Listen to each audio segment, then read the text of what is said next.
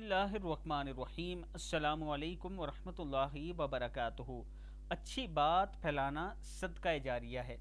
رسول اللہ صلی اللہ علیہ وآلہ وسلم نے فرمایا، جسے غم اور افکار گھیر لے اسے چاہیے کہ یہ دعا لا حول ولا قوت الا باللہ العلی العظیم، لا حول ولا قوت الا باللہ العلی العظیم کثرت کے ساتھ پڑھا کرے۔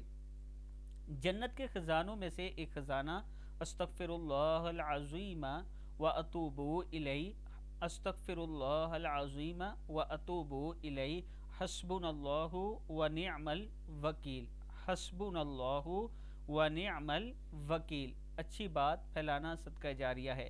اگر آپ اس ویڈیو کو آگے شیئر کریں گے، جتنے لوگ اسے پڑھیں گے ان سب کا ثواب آپ کو بھی پہنچے گا۔